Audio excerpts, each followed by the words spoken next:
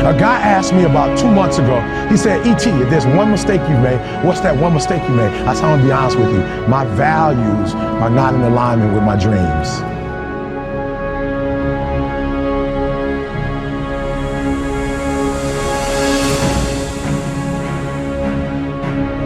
He said, E.T., what do you mean by that? I said, I want to tell you a story. I got a good friend of mine he came to me and said, Eric, my marriage is not where my marriage needs to be. I need to make some adjustments. I see you and your wife. I see how much time you spend with your wife, how much time you spend with your children, and I want that. You buy your wife roses regularly. You're always taking her out to eat. Like, I'm watching you. You spoil her. E.T., what can I do? And so I told him what to do, and guess what he started doing, God? He started doing the exact same thing I started doing.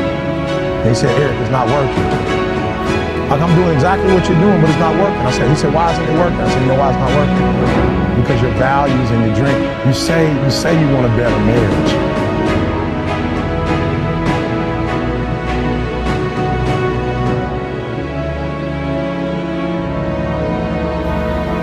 But I told you need to iron your wife's clothes. You know what he told me? Afterwards, I won't be honest with you, Eric. I know, he told me to iron, he told me to wash, he told me to cook. But where I come from, I'm gonna be honest, Eric, when I do that, I feel like a punk. And I said, that's why you're having a hard time doing it. Because your value system says a man is not supposed to iron. A man is not supposed to cook. A man is not supposed to wash dishes. That's what your value system says. So you're doing one thing, but you're going against your own value system. The reason why I'm having such an easy time washing clothes and cooking and ironing, you know why? Because nothing is as important to me as my marriage. And I would rather be happy. I would rather be happy than to say I ain't no punk. Make me a punk. I want to be a punk.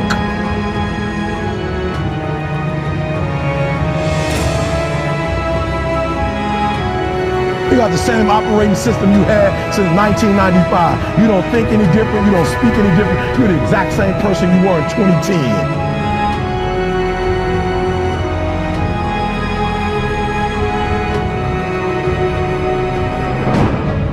You got to be obsessed with improvement, guys. Last one. Come on.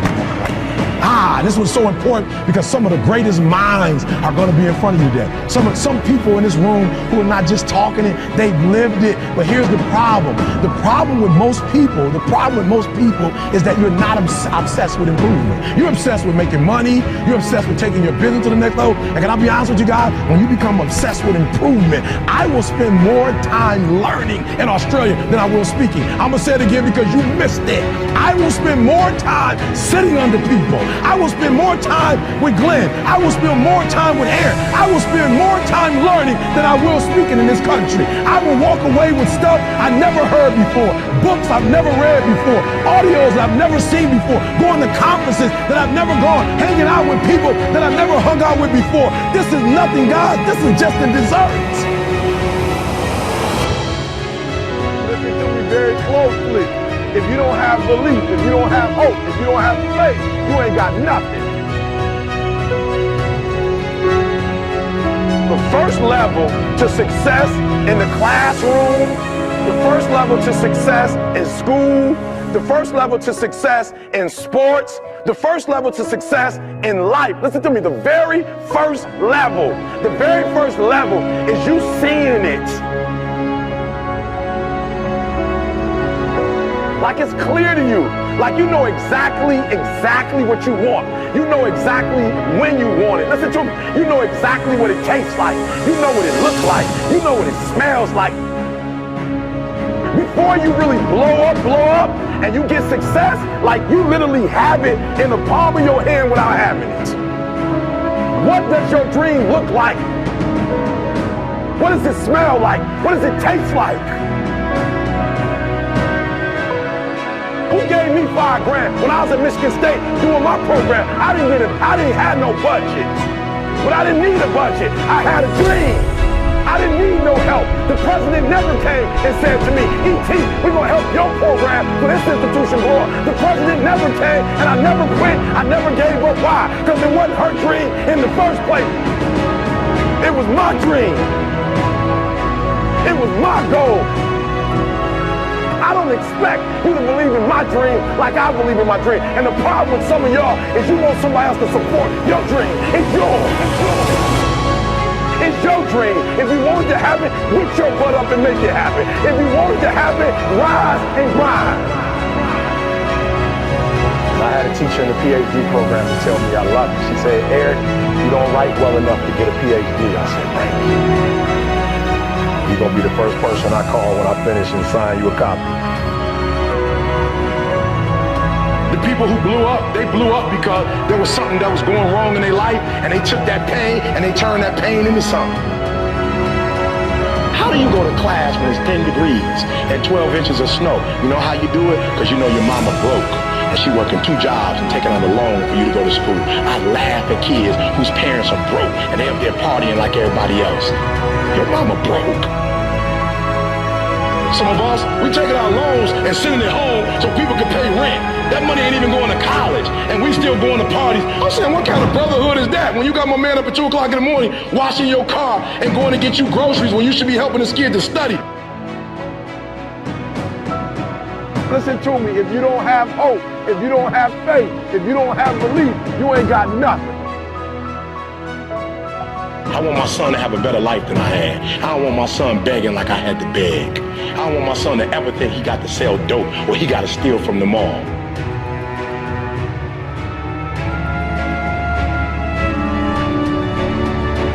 Absolutely nothing you can't accomplish. Nothing, I don't care, tests, I don't care what it is. Whatever you're going through in your life, you should feel like you could beat it, all right? The day you become content, the day you stop evaluating yourself, the day you stop growing, the day you stop getting better is the day you die, is the day the person who's trying to catch you will get you. If you're not where you want to be, it's because you're not who you need to be right now. And dreaming and hoping is not going to change your situation. I'm not saying there's anything wrong with dreaming. We'll talk about that. I'm not talking about, not having a vision. You need to have a vision. But listen to me. You are where you are because of who you are. And if you're going to get somewhere else, you're going to have to change. You can do whatever you want, but you're going to have to free yourself and stop being a victim and waiting for somebody else to open up an opportunity for you, to open up that door for you to do for you. If you don't do for yourself, I apologize. I apologize. I wish they would man up and tell you what they need to tell you. Your boss would say they're sorry. Whoever owes you an apology, trust me, you might die and never get one. If you're waiting on that, you might be in a hostage situation for the rest of your life.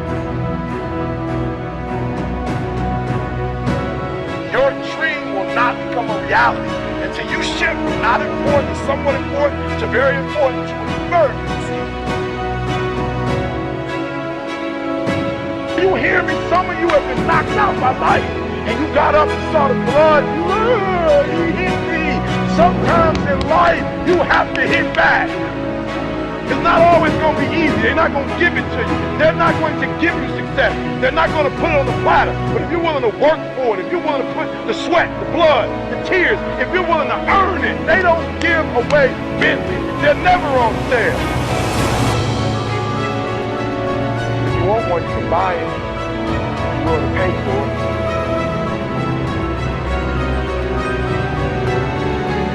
Some of you, your success has messed you up. You're so successful now, you soft.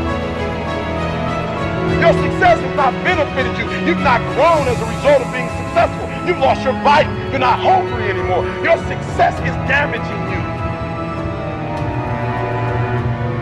Every time you come up to a challenge, you quit, you surrender, you give up, you give in. Every single thing I go through, I remember I was homeless and I draw from it. Every single time I'm going through pain, I remember that I've gone through pain since I was a kid. I draw from it, recycle the pain. Get something from it. You're already in pain. Use it, do something with it. Allow it to take you to the next level. Allow your pain to push you to greatness. I challenge you, I challenge you. I challenge you to be the best you can be.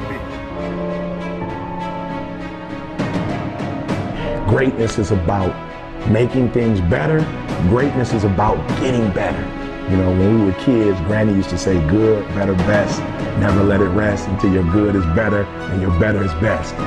So for me, greatness is about nobody knows Eric Thomas. Nobody knows what I'm capable of. But I know what I'm capable of. I'm getting better every single day. Never settling. Never saying, well, I got a PhD, so I'm finished. I've got a video few videos that went viral. Most people have never done that. I'm doing good. I wrote 3 books. I'm good. No, Eric, you know at the end of the day, when you lay your head down to sleep, you know when you're giving your best. You know when you've gotten better. And greatness is challenging the today you and the future you, saying you can get better. So you're grinding on Monday, grinding on Tuesday, grinding on Wednesday. If you're grinding 6, 7 days a week,